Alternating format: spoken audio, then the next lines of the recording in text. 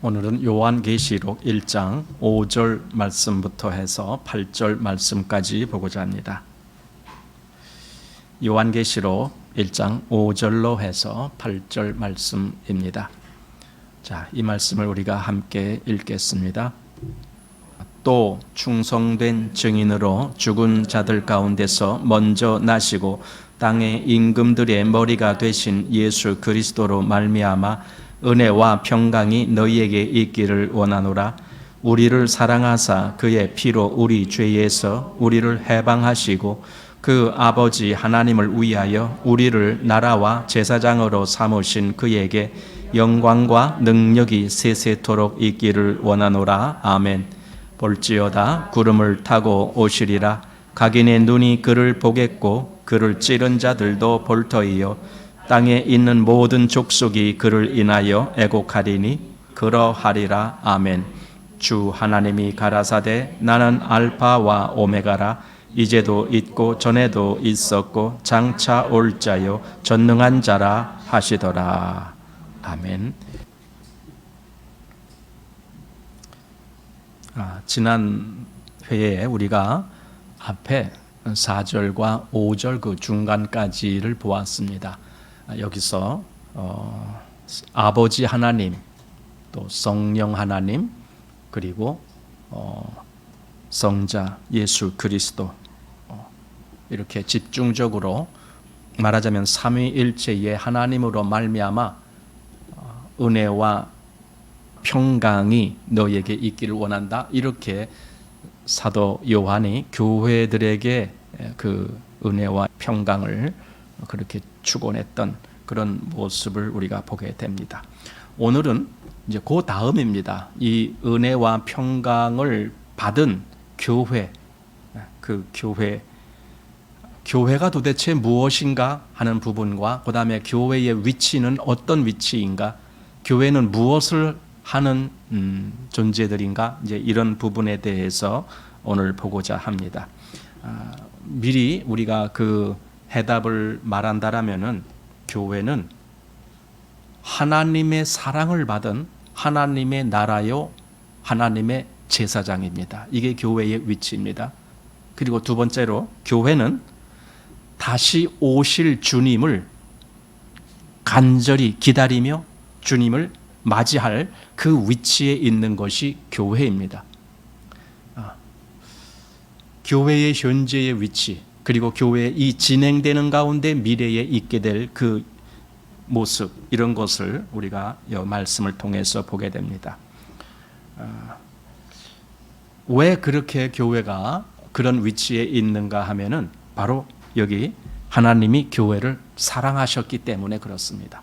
사랑, 교회는 하나님의 사랑을 받은 존재들입니다. 그래서 여기 성경 말씀대로 교회를 사랑하심으로 그의 피로 우리를 죄에서 해방하신 예수 그리스도, 그리고 그 아버지 하나님을 위하여 나라와 제사장을 삼으신 예수 그리스도께 그리고 영광과 능력이 있기를 구하는 그런 말을 여기서 이제 합니다. 그러니까 아버지 하나님과 성령 하나님과 예수 그리스도를 말하고 그 예수 그리스도로 말미암아 온전히 은혜와 평강이 교회에 있게 하셨으니 그게 얼마나 놀라운 일인가. 그래서 말하자면 하나님께 그 영광을 돌리는 거예요. 그게 그래서 6절 중간에 그에게 영광과 능력이 세세토록 있기를 원하노라. 아멘. 이렇게 하나님께 영광을 돌립니다. 한마디로 이게 하나님을 찬양하는 거예요. 하나님을 찬양하는 마음, 하나님께 영광을 돌리는 것이 하나님을 찬양하는 것입니다. 그리고 그 끝에는 아멘 이런 말이 나와요. 성경에 이렇게 하나님께 영광을 돌린다라고 말을 하고는 꼭 아멘이 나오는 것 같아요. 여러분, 아멘이라는 말을 우리가 문자적으로 그게 무슨 뜻이다 다 알고 있어요. 그런데 그걸 실질적으로 아멘을 알려면은 이렇게 해석을 해야 돼요. 아멘이란 말은 하나님, 제 진심이 이렇습니다. 이렇게 해석을 해야 돼요. 그러니까 하나님께 영광을 돌린다라고 하면은 제 진심이 정말 하나님께 영광을 돌립니다. 이런 마음으로 아멘 하는 거예요. 그러니까 원래는 아멘이란 말은 정말 그것이 그렇게 되기를 원합니다. 뭐 이런 뜻이 있는데 하나님께 이 아멘을 할 때에는 내 진심이 이렇습니다. 하나님, 이것이 내 거짓 없는 내 마음의 고백입니다. 예, 이런 의도로 하나님께 영광을 돌리면서 아멘 이렇게 합니다. 그래서 성경에 제가 여러 곳을 보았는데 이렇게 하나님께 영광을 돌리면서 꼭 뒤에 아멘이 나온, 나중에 여러분들이 이제 이 설교를 한번 다시 들으시면서 그 말씀 한번 다 찾아보세요. 지금은 너무 많아서 제가 일일이 찾질 못하겠지만 한 군데만 본다면, 예를 들어 에베소서 3장 20절에 거기에 보면 영광이 대대로 무궁하기를 원하노라. 그리고 뭐가 있겠습니까? 아멘. 예. 하나님께 영광을 돌릴 때 영광을 돌리고 꼭 아멘.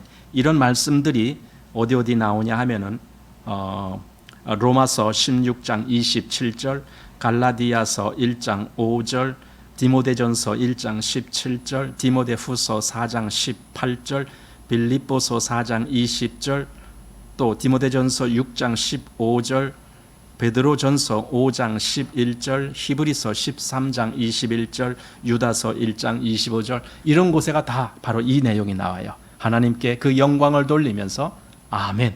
그러니까 이 성경을 기록한 이 기자들이 실제적으로 하나님을 얼마나 간절히 하나님께 영광 돌리는 마음이 있으면은 그 말을 하고 거기다가 아멘을 썼느냐. 그럼 우리는 이것을 읽으면서 우리도 동일하게 그 마음을 갖는 거예요. 참으로 하나님께 영광 돌려지기를 원합니다 하고 아멘. 이게 제 진심입니다. 제 마음이 바로 이 마음입니다. 이렇게 아멘으로 동의를 하는 겁니다. 그럼 왜 우리가 하나님께 영광을 돌립니까? 이유는 하나님이 우리를 사랑하셨기 때문에, 예수 그리스도께서 우리를 사랑하셨기 때문에, 바로 그 얘기입니다. 그것이 5절 중간입니다.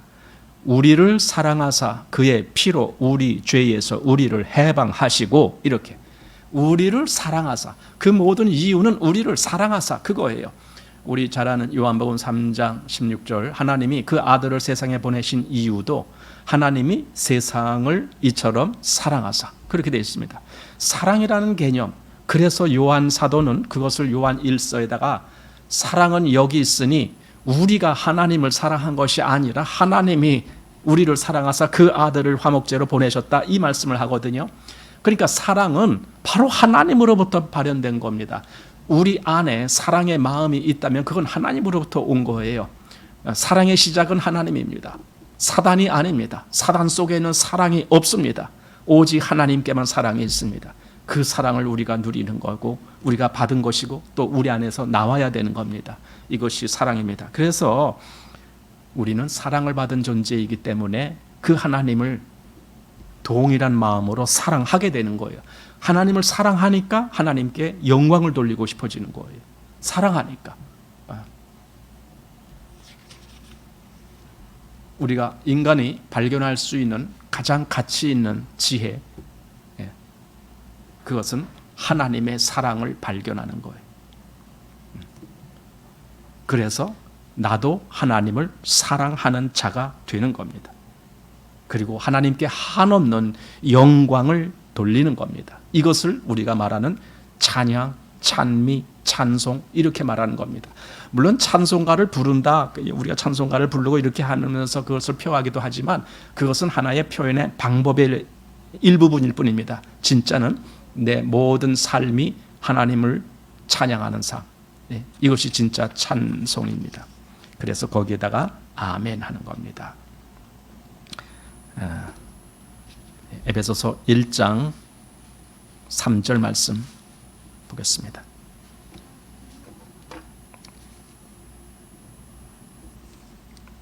에베소서 1장 3절 말씀에 보면은 찬송하리로다, 이렇게 말씀을 시작합니다. 왜 찬송을 하느냐 하면서 그 뒤에 이제 쭉 설명이 되어 있습니다.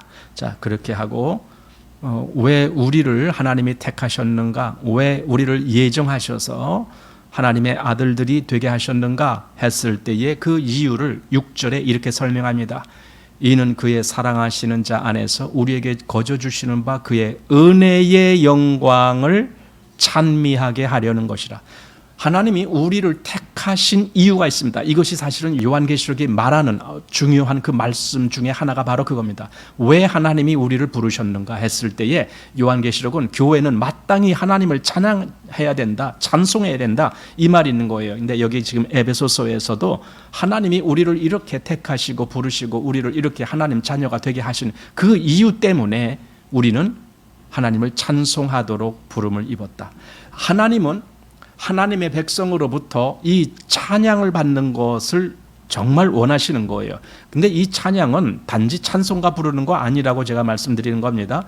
우리의 삶 전체가 하나님께 영광을 돌려야 되는 거예요. 그래야 그것이 하나님을 찬송하는 거예요. 하나님을 찬미하게 합니다. 그 다음에 또 좀 지나서 12절 말씀, 이는 그리스도 안에서 전부터 바라던 우리로 그의 영광의 찬송이 되게 하려 하심이라. 그의 영광의 찬송이 되게. 그래서 좀 더 지나서 14절 말씀, 이는 우리의 기업의 보증이 되사 그 얻으신 것을 구속하시고 그의 영광을 찬미하게 하려 하심이라. 계속 이렇게 그를 찬송하리로다 시작한 그 말씀이 이제 우리로 하여금 그를 찬미하게 하려는 것이다 하고 계속 이렇게 말씀합니다. 결국 그리스도인은 어떤 사람들인가 했을 때 진심으로 하나님을 찬송하는 사람, 진심으로 하나님을 사랑하는 사람이에요. 그게 하나님을 사랑하면 하나님을 찬송하게 됩니다. 바로 그것이 그리스도인입니다. 그래서 우리 이제 주일 예배 때에 예배 순서에 그 찬양 순서가 있어요. 대표 찬양입니다. 우리 전체가 부르는 찬양이 아니고 대표 찬양이 있습니다. 그 대표 찬양은 그냥 하나의 식순에 의해서 그렇게 그냥 부르는 게 아니에요. 대표 찬양이라는 것은 오히려 성도들을 대표해서 하나님을 찬양하는 그 마음에서 그것을 부르는 거예요. 구약에 보면은 제사장들이 하나님을 그 찬미하는 찬송을 그때 막 대표로, 이스라엘 전체가 아니고 제사장들이 그 대표로 부른 것을 봅니다. 제사장 중에서도 특별히 누굽니까? 그 아삽의 자손들 또 누구예요? 이렇게 그 있잖아요. 그런 제사장들이 그 레위 지파죠. 그들이 레위 지파 사람들이 하나님을 찬송하는 그런 모습이 있었던 것처럼 교회에서도 말하자면은 그렇게 되기를 원합니다. 그거예요. 우리도 이렇게 전체가 부르는 찬송도 있지만 이렇게 대표자들이 더 하나님을 찬송하기를 원합니다 하면서 부르는 거예요. 그러니까 그렇게 대표 찬양을 하는 분들은 그 마음으로 찬양을 해야 돼요. 내가 이 모든 성도들을 대표해서 우리가 하나님을 찬양합니다. 이런 마음으로 찬송을 하는 겁니다. 그래서 이렇게 하나님을 찬송하는 사람들이 그들이 바로 제사장들이에요. 제사장들. 지금 여기 6절 말씀에 그 말씀이 나오고 있습니다. 요한계시록 6절 말씀에 그 아버지 하나님을 위하여 우리를 나라와 제사장으로 삼으신 그에게, 이겁니다. 우리를 제사장으로 삼으셨어요. 무엇을 위해서 삼으셨느냐? 그 아버지 하나님을 위하여, 이거예요. 우리가 제사장 된 이유, 물론 그 앞에 또 나라라는 말씀도 있습니다. 나라와 제사장이 된 이유는 하나님 아버지를 위하여 그렇게 된 거예요. 여러분 구약의 그 성막의 제도를 보고 거기서 여러 가지를 볼 때에 거기 제사장이 나옵니다. 제사장이 하는 일은 오직 하나님을 위하여예요. 제사를 지내는 것도 하나님을 위하여. 거기 성소의 여러 가지 기구들 그런 것 다 잘 이렇게 간검하는 것도 오직 하나님을 위하여. 또 죄인을 와서 대신 이렇게 속죄제를 드리고 무슨 제를 드리고 전부 하나님을 위하여예요. 물론 죄인이 혜택을 누리지만은 그러나 그건 하나님이 원하시는 방법으로 하나님을 위하여 그렇게 하는 것입니다. 그랬을 때의 그 결과로 죄인이 사함을 얻고 이런 결과도 있는 겁니다. 그러니까 제사장은 하나님을 위하여 존재하는 거예요. 근데 하나님이 우리를 제사장으로 삼으셨다고요. 그러니 우리는 우리의 삶 전체가 하나님께 영광을 돌리는 삶이 돼야 돼요. 이 요한계시록을 제대로 보면은 그리스도인이 뭔지가 보여요. 제대로 보여요. 요한계시록을 그렇게 보질 아니하면요 그리스도인들이 방자하게 돼요. 그냥 자기가 누리는 은혜, 자기가 얻은 죄사함, 그것만 조화를 하고 있어요. 하나님께 영광 돌림에 대해서는 별로 생각을 안 하려고 그래요. 그런데 지금 이 요한계시록을 보면서 우리가 진짜 제사장이요, 우리가 진짜 하나님을 위하여 이렇게 부름을 입었습니다. 이걸 보게 되는 거예요. 그리고 거기에 그리스도께서 그 피로 우리를 사셔서 그렇게 만드셨다. 지금 5절 중간에 그랬습니다. 우리를 사랑하사 그의 피로 우리 죄에서 우리를 해방하시고, 이렇게 우리를 피로 사셔서 우리를 죄로부터 건지셨을 뿐더러 하나님 앞에 나라와 제사장이 되게 하셨다. 자, 이것이 그러므로 그리스도인은 하나님께 찬양과 경배를 드리는 것이 당연하다 이겁니다. 왜냐하면 그분 앞에 우리가 나라와 제사장이 됐기 때문에. 우리가 가끔 그러잖아요. 우리가 세상에서도 내가 사랑하는 사람이 있다면은 그 사람으로부터 자꾸 뭔가 대화도 하고 싶고, 그에게 그도 나를 사랑한다는 말을 듣고 싶고, 뭔가 이런 것이 있을 거예요. 아마 여러분들이 젊으셨을 때 생각하시면 그런 걸 느낄 겁니다. 사랑하는 사람과 뭔가 괜히 별로 중요한 사건도 없는데도 그냥 말하고 싶고, 같이 있고 싶고, 대화하고 싶고, 그리고 그 상대도 나를 사랑한다라는 그런 것을 더 확인하고 싶고 그럴 겁니다. 사랑의 관계는 참 묘한 데가 있습니다. 하나님이 우리를 사랑하셨기 때문에 우리로부터 하나님을 사랑한다는 표현이 하나님께는 귀하게 들리는 거예요. 그게 하나님이 원하시는 거예요. 그래서 우리가 찬양을 하는 거예요. 찬양은 하나님께 대한 영광을 돌려드리는 그런 모습입니다. 바로 이것입니다. 그래서 아까 말씀드렸듯이 요한일서 4장에 그 얘기가 나와요. 하나님의 사랑이 우리에게 이렇게 나타나신 바 되었다 하면서 하나님이 그 아들 독생자를 화목제로 보내셨다. 그래서 사랑은 여기 있으니 우리가 하나님을 사랑한 것이 아니라 하나님이 먼저 우리를 사랑하셨다. 그 얘기도 있습니다. 그리고 우리가 잘 아는 요한계시록 5장 9절의 말씀, 우리를 피로 사서 하나님께 드리신 예수 그리스도. 또 히브리서 13장 12절 말씀에는 예수도 자기 피로써 백성을 거룩해 하려고 성문 밖에서 고난을 받으셨느니라. 예수님도 자기 피로써 백성을 거룩해 하시려고, 자기 피로써 백성을 거룩해 하시려고, 그래서 결국 우리로 하여금 하나님의 나라와 제사장이 되도록 하게 하시려고, 그게 예수께서 피로 우리를 사신 이유입니다.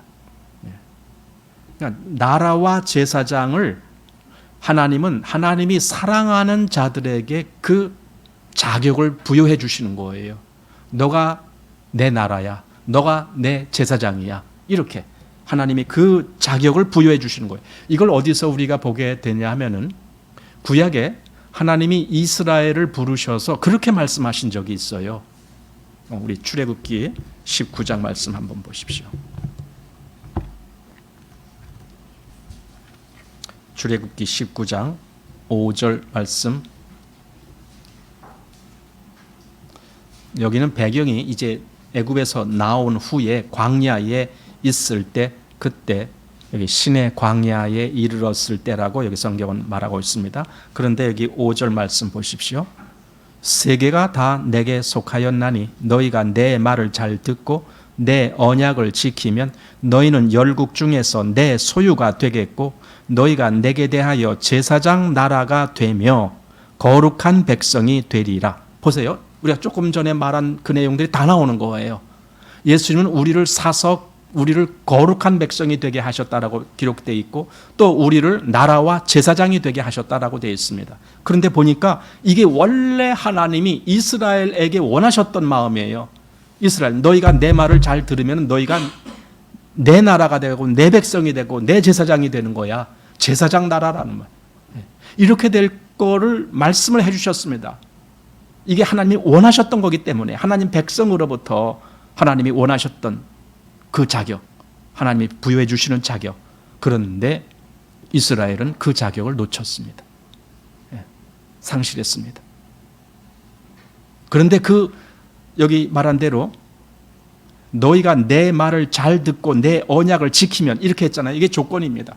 이스라엘은 그 조건을 지키지 못했지만은 그 조건을 지킨 분이 계셔요. 그게 하나님의 아들이신 거예요. 온전히 하나님의 말씀을 그대로 다 지키신 분이 하나님의 아들이십니다. 우리는 그 하나님의 아들의 공로로 나라와 제사장이 된 것뿐이에요. 그래서 아까 말한 대로 피로 사셨다라는 말을 한 거예요. 우리 스스로가 하나님 말씀을 잘 지켜서 나라와 제사장이 된 것이 아니라 예수님 때문에 우리가 나라와 제사장이 된 겁니다. 이걸 알 때 내 마음 속에 예수님을 향한 사랑의 마음이 나오는 거예요. 우리를 그렇게 부르셨구나. 예수님이 그 모든 것을 다 지키셨구나. 예. 여기 베드로 전서에 그 말씀을 더 보겠습니다. 베드로 전서 2장 말씀. 베드로 전서 2장 9절 말씀입니다. 여기 같이 보겠습니다. 오직 너희는 택하신 족속이요 왕 같은 제사장들이요 거룩한 나라요 그의 소유된 백성이니 이는 너희를 어두운 데서 불러내어 그의 기이한 빛에 들어가게 하신 자의 아름다운 덕을 선전하게 하려 하심이라. 여기 이제 이 뒤부터 한번 보십시오. 아름다운 덕을 선전한다는 말이 이게 무슨 말이냐면 이게 하나님께 영광을 돌린다 그 말이에요. 하나님을 찬미한다, 찬송한다 다 그 말이에요. 이거 아름다운 덕을 선전한다 그 말입니다. 그런데 그 앞에 오직 우리를 하나님이 이렇게 너희가 택하신 족속에, 그러니까 하나님이 택하신 족속이다. 또 왕 같은 제사장들이다. 그리고 거룩한 나라다. 그리고 그의 소유된 백성이다. 이렇게 말해 주는 거예요. 이게 얼마나 영광스러운 거예요. 오직 예수님으로 말미암아 우리가 그러한 자격을 얻었다라는 것이. 그래서 히브리서 10장 말씀에는 10장 19절에 형제들아 우리가 예수의 피를 힘입어 성소에 들어갈 담력을 얻었나니 이 말이 나와요. 성소에 들어갈 담력을 얻었대요. 우리가 예수님의 피로. 사실 성소 물론 지성소를 의미하는 겁니다. 지성소에 들어갈 때는 구약의 제사장이 반드시 그 제단의 피를 가지고 거기에 들어가게 되어 있습니다. 피 없이는 못 들어가요. 제사장이라도 피를 가지고 들어가야 되는 겁니다. 그런데 지금 우리가 그렇게 예수의 피를 힘입어서 성소에 들어가, 즉 지성소에 들어갈 담력을 얻었다 이렇게 말합니다. 그러면 보세요. 그 피를 가지고 그 지성소에 들어가는 사람이 누굽니까? 제사장. 우리가 제사장이다 그 뜻이에요. 하나님이 우리를 제사장 삼으셨기 때문에 우리는 담대히 그 제사장이 들어가는 성소에 들어가는 거예요. 그런데 그냥 못 들어가요. 예수님의 피로 우리를 사신 예수님의 피로 그렇게 들어갑니다. 네. 그래서 우리 이제 이 계시록 뒤에 20장 말씀을 보시기 바랍니다. 계시록 20장 4절 말씀에 또 내가 보좌들을 보니 거기 앉은 자들이 있어 심판하는 권세를 받았더라. 또 내가 보니 예수의 증거와 하나님의 말씀을 인하여 목배임을 받은 자의 영혼들과 또 짐승과 그의 우상에게 경배하지도 아니하고 이마와 손에 그의 표를 받지도 아니한 자들이 살아서 그리스도로 더불어 1000년 동안 왕노릇하니. 자, 이렇게 되어 있습니다. 여기 제가 지금 우리 새롭게 보는 요한 계시록의 보는 그 모습을 거기 쭉 이렇게 보다 보니까 전에는 그 1000년 왕국이라는 것이 이 다음에 후에 1000년 동안 있을 어떤 것 이제 이렇게만 이제 우리가 보았잖아요. 그래서 전천년주의냐 또는 후천년주의냐 이제 하면 어쨌든 그 1000년을 중심으로 했는데 지금 우리가 보는 예를 들어 뭐 유도순 목사님이라든가 또는 뭐 정동성 목사님이라든가 이런 분들의 그 시각이 그거예요. 그 1000년은 이 다음에 있을 1000년이 아니라 지금 이 교회 시대를 상징하고 있다. 그렇게 얘기를 하는 거예요. 이 교회 시대를 그냥 천년이다라고 그렇게 상징적인 의미, 그러니까 요한계시록에는 계속 그런 상징적인 의미, 예를 들어 지난번에도 일곱 눈이다 하면은 단순히 눈이 일곱 개 달린 무슨 괴물 같은 그런 것을 의미하는 것이 아니라 모든 것을 다 보시는 성령을 그렇게 표현했다.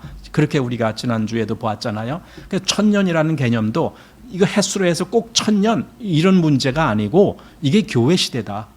교회 시대를 이렇게 천년이라는 개념으로 여기서 표현을 했다. 이제 이렇게 말씀들을 하십니다. 자, 그러면은 여기 천년 동안 왕 노릇한다. 왕 노릇이라는 거 뭐냐? 이게 진짜 제사장 노릇한다 그 말입니다. 아까 베드로전서 2장에서 우리를 왕 같은 제사장으로 삼으셨다 그랬습니다. 왕 같은 제사장, 왕 노릇도 하고 제사장 노릇도 하는 그런 성도 이겁니다. 그래서 우리가 이 땅에 살 때에 그리스도인은 이 땅에서 왕과 제사장처럼 사는 거예요. 그게 천년 동안 왕 노릇한다라는 의미 속에 있는 거예요. 왕 노릇한다. 이 세상에서 세상에 져서 그렇게 사는 것이 아니고 세상을 이기는, 그리고 세상에서 하나님의 영광을 드러내는, 이것이 왕이요 제사장입니다. 그 모습으로 살아가는 겁니다. 그래서 제사장은 날마다 하나님을 섬기는 거죠. 제사장은 날마다 그 일을 해야 돼요. 그럼 날마다 하나님을 섬기는 일이 로마서 12장 1절에 그러므로 하나님의 모든 자비하심으로 너희를 권하노니 너희 몸을 하나님이 기뻐하시는 거룩한 산 제사로 드리라. 이건 날마다 있는 일입니다. 이게 산 제사란 말이, 제사장이 드리는 것이 제사 아닙니까? 그럼 우리가 산 제사를 드린다란 말은 우리가 제사장 노릇을 한다는 겁니다. 이 땅에서 우리가 제사장 노릇을 하면서 날마다 하나님을 향한 산 제사가 드려지는 겁니다. 이것이 우리가 제사장의 일을 하는 겁니다. 로마서 그렇게 말했고, 또 히브리서 13장 15절 말씀에 보면 거기는 그걸 찬미의 제사라는 말, 찬송가를 부른다가 아니고 내 삶이 하나님을 찬미하고 하나님의 영광을 드러내는 삶, 이것을 찬미의 제사라고 말했습니다. 그러니 우리는 이 땅에 살면서 계속 제사장 노릇을 하는 거예요. 하나님의 제사장, 그 노릇을 하는 거예요. 온 영광이 하나님께 돌려지도록 우리가 그렇게 하는 겁니다. 그래서 그리스도인들은 제사장이다. 그래서 이 제사장들이 함께 모여서 함께 하나님께 영광을 돌리는 것이 교회의 예배입니다. 그러니 교회의 예배는 참 중요한 거예요. 우리 개개인으로도 그리스도인이지만 하나님은 개개인으로만 관계를 맺는 것이 아니기 때문에 그래요. 하나님은 전체 교회를 하나로 보셔요. 그래서 그리스도의 신부는 하나예요. 둘이 아니에요. 하나예요. 그 하나가 뭔데? 그게 교회예요. 근데 그 교회는 한 명을, 그리스도인 한 명을 이야기하는 것이 아니잖아요. 여러 그리스도인들이 거기에 다 포함된 거잖아요. 근데 그 전체를 하나로 보시는 거예요. 하나님은 교회. 그러니 교회가 하나로 모이는 것은 매우 중요한 거예요. 히브리서에서도 그래서 모이기를 피하는 사람들의 어떠한 같이 그렇게 하지 말라라고. 왜? 이 모임이 그날이 가까움을 볼수록 더욱 모여야 된다는 개념. 그것이 뭐냐면 교회가 하나로 되어야 된다는 개념입니다. 그래서 교회의 모임은 중요한 겁니다. 하나님의 앞에서 우리가 이 중요한 의미의 예배를 드리는 겁니다. 그래서 천국의 삶이 뭔가? 천국은요, 영원토록 하나님께 영광을 돌리는 것, 그게 천국이에요. 여기 요한계시록 22장 3절 말씀, 22장 3절 말씀에 이렇게 되어 있습니다. 다시 저주가 없으며 하나님과 그 어린 양의 보호자가 그 가운데 있으리니, 그리고 그 다음 그의 종들이 그를 섬기며, 이거예요.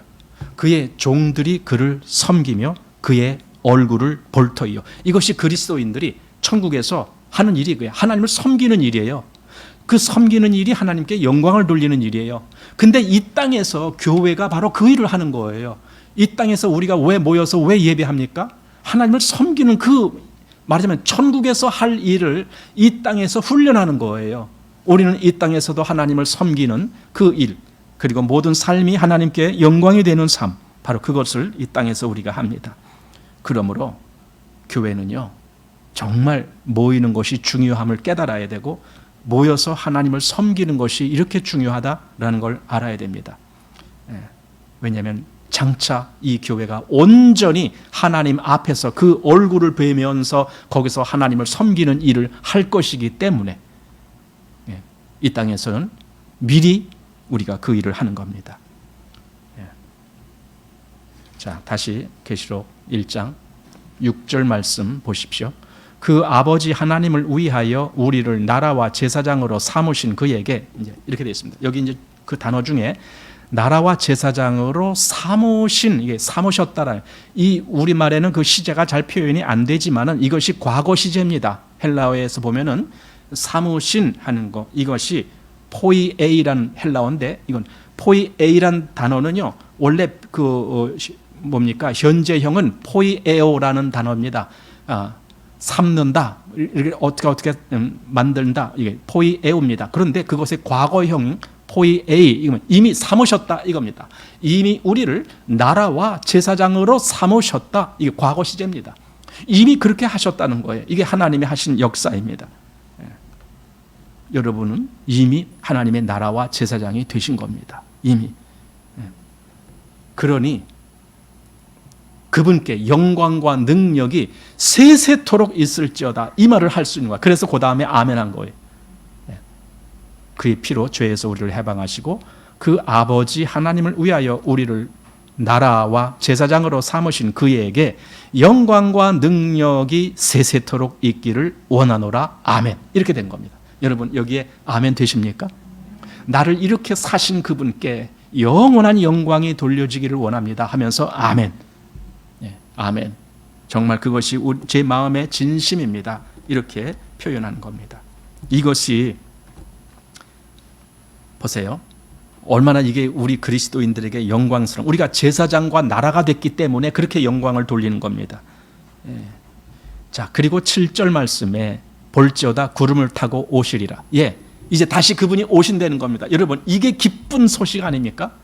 제가 지난번에도 말했지만 그분은 지금 오시고 계신다. 이 시제로 제가 말씀드렸습니다. 그분은 지금 우리에게 오시고 계셔요. 그럼 우리는 정말 그분으로 말미암아 이렇게 됐기 때문에 그분을 다시 만난다는 것이 너무 꿈 같은, 이게 기적 같은 그런 기쁜 일이에요. 그래서 그분을 기다리는 거예요. 우리의 고대하는 바가 주님을 다시 만나는 거예요. 그분이 다시 오신다는 말이 그리스도인들에게는 놀라운 기쁨의 소식이에요. 그러나 비그리스도인들에게는 이거는 두려움의 소식이에요. 그들에게는 공포의 소식이에요. 그들이 보는 주님의 얼굴은 무서운 사자와 같은 얼굴이 될 거예요. 그러나 우리가 보는 주님의 얼굴은 정말 그렇게 나를 사랑하시는 얼굴로 그렇게 보일 거예요. 이게 주님이 다시 오실 때 이루어질 일입니다. 그래서 주님이 다시 오신다, 다시 오실 주님, 그것을 말씀한 것이 요한계시록이라니까요. 요한계시록의 주제가 그거예요. 다시 오시는 예수님. 그러니까 그 예수님이 다시 오실 때까지 어떤 일이 있을 것인가, 그리고 그 예수님이 다시 오셔서 어떤 일이 있을 것인가, 이 전체가 요한계시록이에요. 어떤 일이 있는다, 그 일이 주제가 아니고 그 일이 있으면서 결국 예수 그리스도께서 다시 오신다. 그리고 그분이 오셔서는 이렇게 될 거다. 여러분 우리가 그 주인공 다시 오시는 예수님을 기쁘게 맞이할 겁니다. 그때 우리가 어떤 위치에 있을지 모르겠지만 어쨌든 그분이 오시면은 우리는 기쁜 마음으로 주님을 맞이할 겁니다. 그래서 여기 그런 말이 있습니다. 볼지어다. 볼지어다. 왜 7절에 볼지어다? 볼지어다란 말이 뭡니까? 이건 두 가지 의미가 있습니다. 미래형으로 본다면 앞으로 우리가 그렇게 되는 것을 볼 것이다, 이런 의미도 되고, 그 다음에 볼지어다라는 말은, 그보다 더 중요한 말은 이 말에 주목해라, 그런 뜻이 있어요. 이 말을 잘 염두에 둬라. 무슨 말? 예수님이 다시 오실 것이다, 이 말.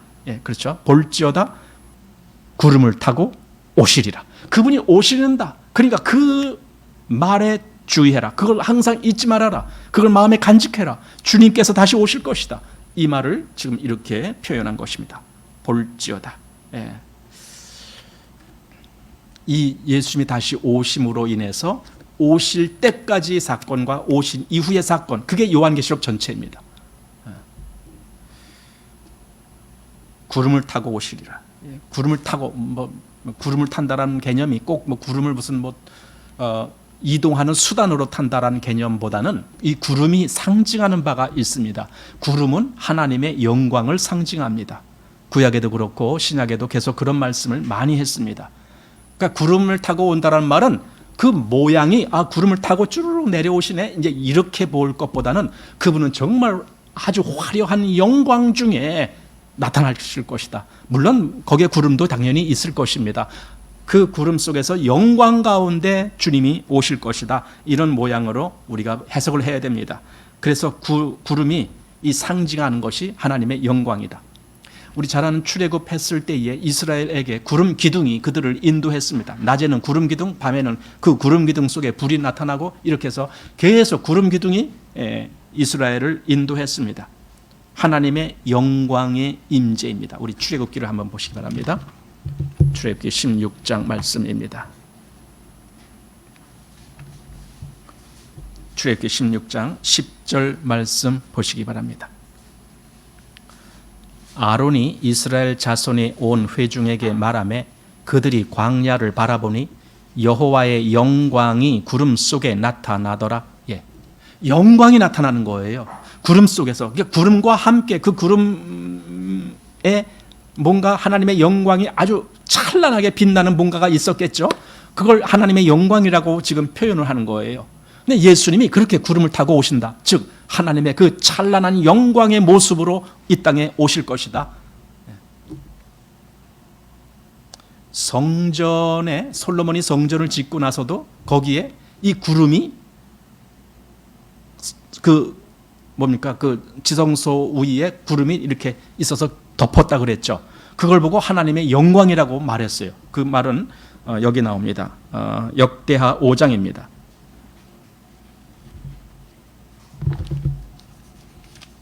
역대하 5장 13절 말씀 보십시오.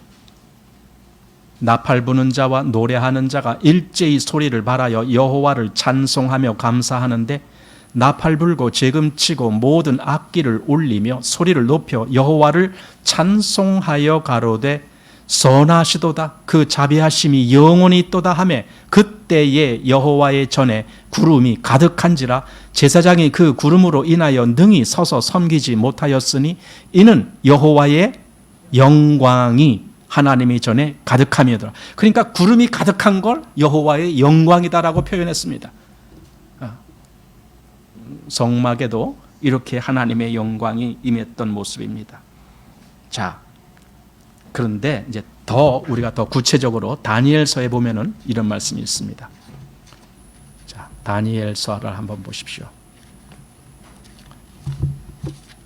다니엘 7장 말씀입니다. 다니엘 7장 13절 말씀 보시기 바랍니다. 다니엘 7장 13절 14절입니다. 제가 읽습니다.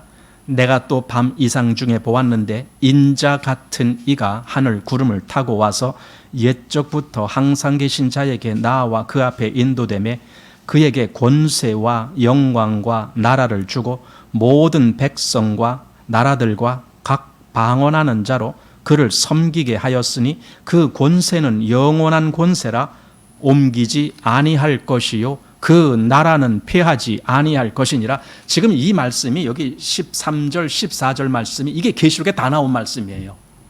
어쩌면 사도 요한은 지금 이 다니엘 이 말씀을 생각하면서 그 계시록을 썼는지도 몰라요. 거기에 그 영광 중에 주님이 다시 오실 때의 그 모습을 여기 인자 같은 이가 하늘 구름을 타고 와서 이렇게 돼 있잖아요. 인자 같으니 구약이니까 그렇게 표현한 거예요. 그런데 만약에 이것이 신약적인 표현이라면 인자가 구름을 타고 오셔서 이렇게 할 겁니다. 근데 실제로 요한계시록에 그 말이 있는 거예요. 볼지어다 구름을 타고 오시리라. 이렇게 표현을 한 겁니다. 그러니 사도 요한이 지금 이 다니엘을 아마 그렇게 표현하지 않았을까 생각되는 겁니다. 예수님의 재림이 바로 영광의 재림이다. 영광스러운 재림이다. 이 재림을 예고한 것이 사실은 복음서에도 나옵니다. 우리가 잘 아는 마태복음 16장 말씀 보면은 거기 아주 그런 경험이 있는데 제자들 몇 명만 데리고 가서 그 경험하신 대목이 나오잖아요. 마태복음 16장 한번 보시기 바랍니다. 16장, 17장 이렇게 걸쳐서 나오는 그 부분입니다. 여기 16장 끝부분 보십시오. 자, 27절에 인자가 아버지 영광으로 그 천사들과 함께 오리니, 주님이 분명히 다시 오신다. 그것도 아버지의 영광으로 오신다. 이거 영광스럽게 오시는 거예요. 천사들과 함께. 자, 그때에 각 사람의 행한 대로 갚으리라. 그러니까 그때 각 사람에게 행한 대로 이것은 공정한 심판이 있을 것이다. 그랬을 때 그리스도인에게 임할 그 영광스러운 어떤 것이 있는가 하면은 반대로 비그리스도인들에게 임할 어떤 심판, 그것도 다 있습니다. 자, 그리고 28절, 진실로 너에게 이르노니 여기 섰는 사람 중에 죽기 전에 인자가 그 왕권을 가지고 오는 것을 볼 자들도 있느니라 하면서 17장으로 넘어가는 거예요. 17장에 실제로 그 모습을 미리 보여주신 거예요. 엿새 후에 예수께서 베드로와 야고보와 그 형제 요한을 데리시고 따로 높은 산에 올라가셨더니 저희 앞에서 변형되사 그 얼굴이 해같이 빛나며 옷이 빛과 같이 휘어졌더라. 만약에 우리가 실제적으로 이때 이렇게 변화하신 예수님을 우리가 그 앞에서 보았다라면 우리도 그냥 엎드려졌을 거예요. 아니, 얼굴이 해같이 빛난다? 그런 광경을 우리가 어떻게 멀쩡하게 볼 수가 있어요? 그러니까 어떤 사람은 그렇게 얘기해요. 걱정 없어요. 그래서 제가 선글라스 준비했어요. 여러분, 그런 장난으로 하는 게 아니잖아요. 이건 진짜 그분이 그렇게 영광 중에 계신 분이시구나. 그 모습을 우리에게 그렇게 시각적으로 보여주시는 거거든요. 그러니 우리는 정말 그분께 영광을 돌려야 되는 거 아닙니까?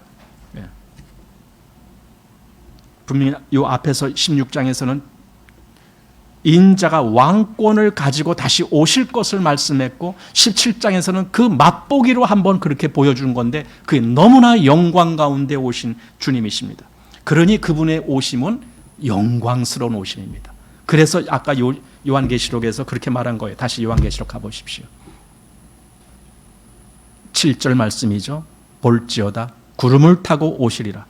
각인의 눈이 그를 보겠고 그를 찌른 자들도 볼 터이요 땅에 있는 모든 족속이 그를 인하여 애국하리니 그러하리라. 땅에 있는 모든 족속, 이거는 정말 이 영광 가운데 나라와 제사장으로 삼을 받지 못한 그런 모든 사람들이 아마 그렇게 될 거예요. 그들은 애국할 수밖에 없을 거예요.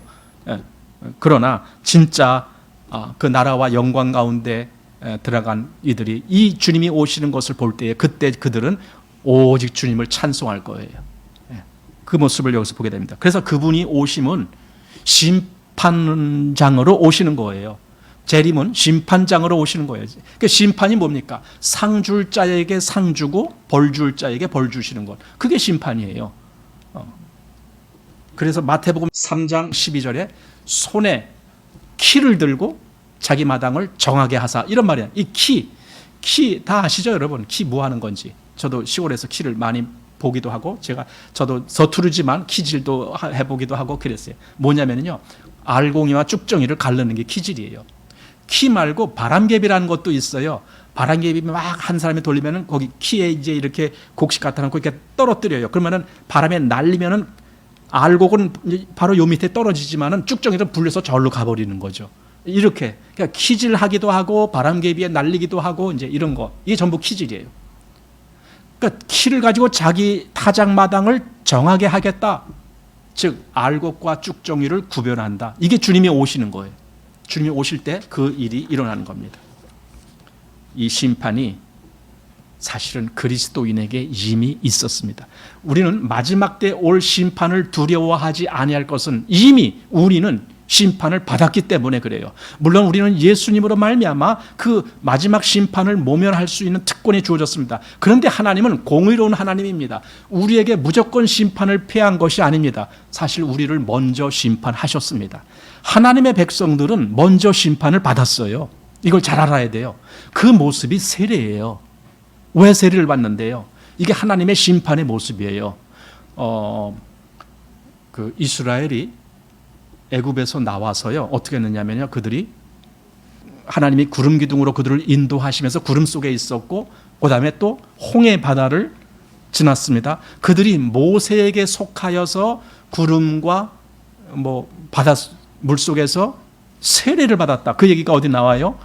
고린도전서 10장입니까? 거기 한번 보십시오. 고린도전서 10장 1절 말씀. 형제들아, 너희가 알지 못하기를 내가 원치 아니하노니 우리 조상들이 다 구름 아래 있고 바다 가운데로 지나며 모세에게 속하여 다 구름과 바다에서 세례를 받고, 세례를 받았다.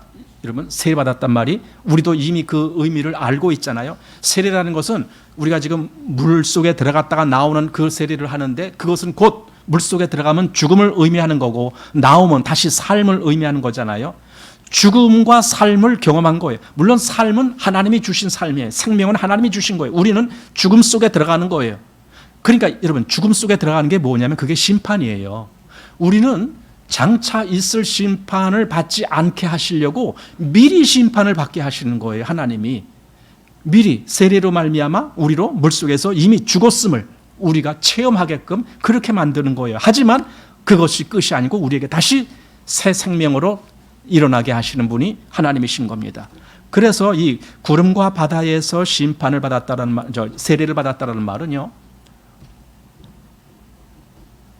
정말 그 속으로 들어가는 것은 죽음이에요. 죽음이 보이는 거예요. 그런데 다시 저 앞으로 다시 나오는 것은 그건 생명이에요. 하나님이 그렇게 이스라엘을 죽음과 삶, 그 사망과 생명으로 그렇게 인도되는 그 길을 걷게 하신 것, 이게 세례다, 그 뜻입니다. 실제로 그때 이스라엘은 물속에 잠긴 건 아니잖아요. 바다 가운데 길이 나갔고 그냥 길로 쑥 갔잖아요. 그렇지만은 이스라엘 마음속에는 그것이 있을 거예요. 아, 우리가 이 자리에서 만약에 이 길이 열리지 않았다면 우리는 죽었을 거야. 죽음을 그들은 의미하는 것을 생각할 거예요. 그렇지만 다시 또 하나님이 그들을 생명길로 인도하신 것을 또 보게 됩니다. 이것이 죽음과 삶을 경험하는 것, 그것이 세례라니까요. 그래서 그들이 구약에도 그렇게 구름과 바다에 바다 속에서 세례를 받았다. 모세에게 속하여 세례를 받았다. 그럼 지금 우리도 세례를 받는다는 의미 속에 바로 그것이 있는 거예요. 그렇기 때문에 장차 올 심판을 우리는 받지 않는 거예요. 왜냐하면 미리 죽었으니까. 우리가 미리 죽었잖아요. 6월절에도 미리 양이 죽은 집에는 심판이 안 내렸잖아요. 물론 그것은 예수님에 대한 예표고 예수님이 그렇게 피 흘리셨기 때문에 우리가 안전한 가운데 있습니다. 하지만 하나님은 우리에게도 그 의미를 되새겨 주려고 세례를 받는 거예요. 사실 세례를 받는다라고 우리가 진짜 죽은 건 아니잖아요. 하나의 그 예표가 되고 하나의 어떤 그 교훈을 얻기 위해서 세례를 받는 거거든요. 그 세례를 받으면서 우리는 하나님, 제가 죽습니다. 주님과 함께 저는 죽음의 길을 들어갔습니다. 하지만 주님으로 인하여 나를 다시 살리신 하나님 찬양합니다. 이렇게 되는 것이 세례거든요. 그 경험이 여기 있었다 이겁니다. 그러니 우리는 그를 정말 찬송해야 되는 거예요. 자, 그래서 다시 여기 요한계시록 7절 말씀 보십시오. 볼지어다 구름을 타고 오시리라. 각인의 눈이 그를 보겠고 그를 찌른 자들도 볼 터이요. 그를 찌른다라는 말이, 그를 찌른 자가 누군데요? 아니, 우리가 보면 그를 찌른 자는 한 2000년 전에 그 골고다에서 그 십자가 위에서 거기서 못을 박은 그 군인들, 또는 뭐 옆구리 창을 찌른 그 사람들, 그 사람들을 이야기하는 겁니다. 여기 지금 그 사람들 이야기 하려고 이렇게 썼겠습니까? 그를 찌른 자들이 뭐겠습니까? 주님을 거역한 모든 사람들을 여기다 포함시키는 거예요. 그들이 다 주님을 그렇게 찌른 자들이다 이거예요. 그들이 주님을 똑바로 볼 것이다. 그러니까 주님을 거역했던 그 모든 자들, 주님을 믿지 않은 그 모든 자들이 그 마지막 심판 때 주님이 오셨을 때에 그 주님의 얼굴 볼 때에 그들의 얼굴이 얼마나 두려움으로 아마 백지장처럼 하얗게 될 거예요. 이게 그 모습입니다. 우리 어디입니까? 이 내용이 스가랴서에 나오잖아요. 한번 보십시오. 스가랴 12장 10절 말씀 보시기 바랍니다. 자, 10절입니다. 내가 다윗의 집과 예루살렘 거민의 은총과 간구하는 심령을 부어 주리니 그들이 그 찌른 바 그를 바라보고. 이때도 그 찌른 바 할 때에 그 당사자를 얘기하는 것이 아니라 이때는 이스라엘 전체가 책임이 있다, 지금 그 얘기잖아요. 이스라엘 전체가, 왜? 이스라엘이 예수를 넘겨줬잖아요. 빌라도에게 넘겨줘서 죽음의 사형 선고를 하도록 그렇게 했잖아요. 그러니까 그들이 찌른 거나 마찬가지라는 거죠. 이스라엘이 찌른 거예요. 이 얘기가 나중에 사도행전 보면은 누굽니까? 스데반 집사든가 너희 조상들이 바로 이랬어. 그를 죽였어. 그리고 너희들은 그 후손이야. 막 이렇게 그들의 찌르는 설교를 했더니 그들이 화가 나갖고 스데반을 돌로 쳐 죽였잖아요. 베드로도 오순절에 그 설교를 했고, 결국은 누가 찌른 자입니까? 그리스도를 거역한 모든 사람들이 그를 찌른 자이기 때문에 그 찌른 자에게 임할 심판이 그들에게 있는 겁니다. 여러분, 한번 이 생각을 해보세요. 그리스도가 십자가에서 죽으신 그 모습을 다시 한번 생각해 보세요. 왜? 여기 지금 그랬잖아요. 그의 피로 우리 죄에서 우리를 해방하시고 했잖아요. 그의 피로 우리 죄에서 우리를 해방하신 그 예수님. 저는 이런 생각을 해보는 것이 좋겠다고 생각합니다. 뭐냐면은, 어떤 사람이요, 요즘은 그 애완 어떤 동물들을 많이 기르잖아요. 뭐 개나 고양이 이런 건 그냥 누구든지 다 이해를 해요. 근데 어떤 사람은 아주 특별한 짐승을 애완동물로 기르는 사람들도 있어요. 어떤 사람은 뭐 뱀을 기르는 사람도 있어요. 어떤 사람은 악어를 애완동물로 기르는 사람들도 있어요. 뭐 이상한 사람들이 있는데, 근데 한번 가정해 보세요. 여러분, 군뱅이를 애완동물로 기른다. 좀 생각하기 쉽지 않지만 한번 생각해 보십시오. 군뱅이를 애완동물로 기른다. 군뱅이에게 달마다 그 먹이를 주면서 군뱅이야 잘 있었냐, 오늘도 뭐 즐겁게 있길 바란다, 물도 주고 뭣도 주고 맨날 이런 거 한번 생각해 보십시오. 근데 어느 날 보니까 이 군뱅이가 밥을 안 먹어요. 먹질 않아요. 음식을 안 먹어요. 주는데도 왜 그러냐? 잘 움직이지도 않아요. 그래서 그 군뱅이를 가져다가 어디 갔느냐 하면은 데려다가 저기 그 수의사한테 가서 보였습니다. 이 군뱅이가 요즘 아무것도 안 먹어요. 왜 그럽니까? 그랬더니 그 수의사가 하는 말이, 이 군뱅이가 병이 걸렸습니다. 그 어떻게 하면 나을 수 있습니까? 방법이 딱 하나 있습니다. 당신 집에 당신 아들 있지 않습니까? 그 아들을 잡아서 이 군뱅이 주면 됩니다. 그 사람이 뭐라고 하겠습니까? 미쳤어? 아니 이 수의사 미쳤나 봐. 그런데요, 하나님은 진짜 그렇게 하신 거예요. 이 군뱅이만도 못한 자를 위해서 자기 아들을 죽이신 거예요. 그게 피로 사신 말이 그거예요. 우리는 벌레만도 못한 자라는 성경 말씀이 있잖아요. 욥기 25장 6절에 보면은 하물며 벌레인 사람 구더기인 인생이랴, 이런 말이 있어요. 우리를 그렇게 벌레와 구더기로 비유한 말이 있습니다. 예수님이 우리를 대신해서 고난을 받으시는 그 시편 22편의 말씀 보면은 거기는 예수님이 우리처럼 거기 그런 말이 있어요. 나는 벌레요 사람이 아니다. 벌레 취급을 당하신 예수님. 실제로 우리가 벌레 같은 존재니까. 그런데 그 벌레 같은 자를 위해서 예수님이 피를 흘리신 거예요. 이런 말 같지도 아니한 소리지만 그게 사실이었던 거예요. 그러니 어떻게 그 예수님을 그렇게 보는 사람이, 그렇게 믿는 사람이 그를 사랑하지 않을 수가 있는가? 군뱅이만도 못한, 벌레만도 못한 나 같은 존재를 위해서 저가 피를 흘리시고 목숨을 바치셨는데 어떻게 그를 사랑하지 않을 수가 있겠는가? 요한계시록은 예수님을 그렇게 우리에게 알려주는 말씀입니다. 자, 오늘 이렇게 해서 8절까지, 오늘 이제 서론이 여기가 끝입니다. 8절이. 그리고 또 9절부터 다시 또 본론으로 들어갈 겁니다. 그래서 오늘은 이렇게 서론 끝내기로 하겠습니다.